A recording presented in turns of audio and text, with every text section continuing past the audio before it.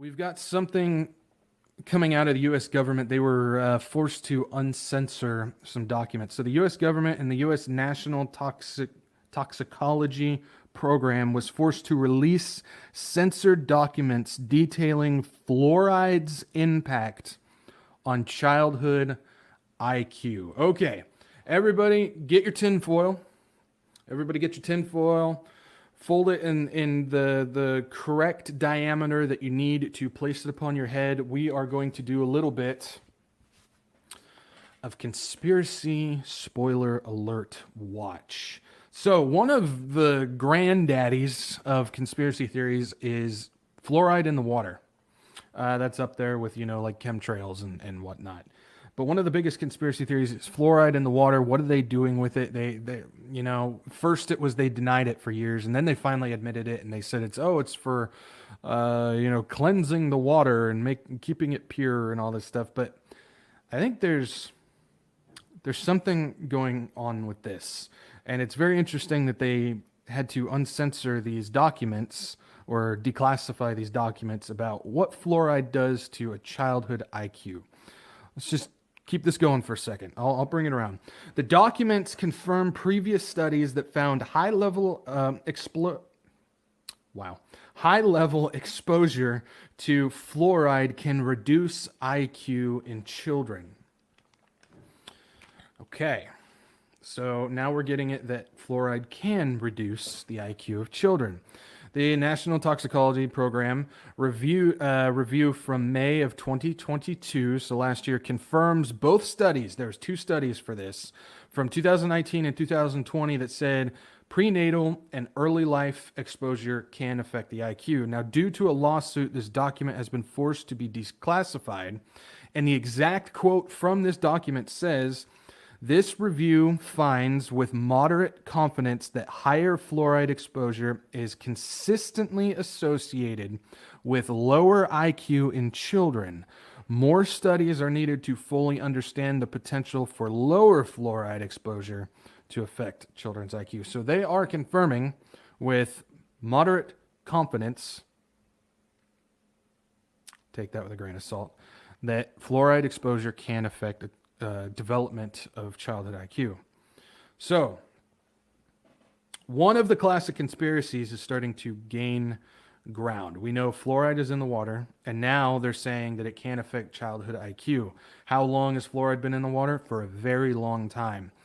We know that one of their goals all throughout time was the dumbing down of society, because if you can make people less smart, yeehaw, if you can make people less smart, reduce intelligence level, reduce IQ, start throwing in like ADHD and all this stuff, that you can easily control people much more easily. You're going to start seeing disobedience. You're going to start seeing rise of lawlessness, but bringing it down, people are going to be actively attached to big daddy government coming in and controlling their movement and what they want to do. So this seems like, I can't sit here and put my stamp of 100% approval on there, but just using my old noggin here, this seems like this would be the perfect, not the perfect, but a perfect way to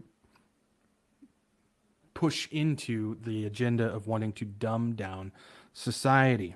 Now, this kind of goes back to an old CIA thing. Here we go.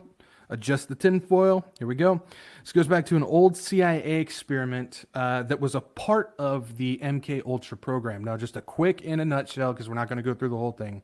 If you go back to Operation Paperclip, when they brought in the CIA brought in the Nazi scientists to come in and basically bring in the occult type of stuff, the different experiments they were doing.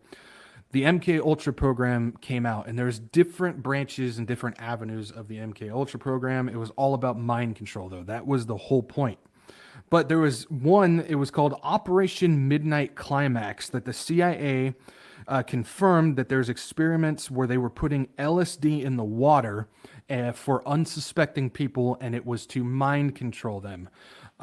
This is just one branch of it. There's other ones where they put people to sleep for like 23 days and replayed cassette tapes, and people weren't, people all of a sudden didn't know, they woke up and they didn't know who they were anymore. They were reprogrammed people, all this stuff.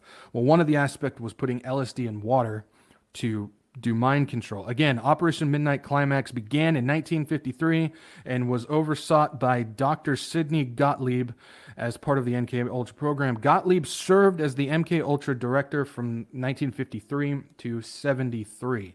Now, the program had to stop because the CIA never said that they stopped the program, but the guy, I can't remember his name, he he burned, got rid of all of the documents on the program, and so because of all of that information being lost, they had to stop it.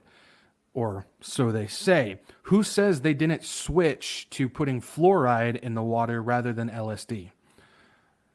It's definitely something to think about. It's something that they've been working on for a long time, and they've been doing it. Now, this all goes in accordance with the CIA's objective of altering the masses' behavior, or in this case, with fluoride, reducing intelligence. So this is definitely something I can see being done as part of this program. And we can confirm MK Ultra did not stop, because if you look at the mainstream media, they're all given scripts. Operation Mockingbird was a part of that. So this stuff is still here.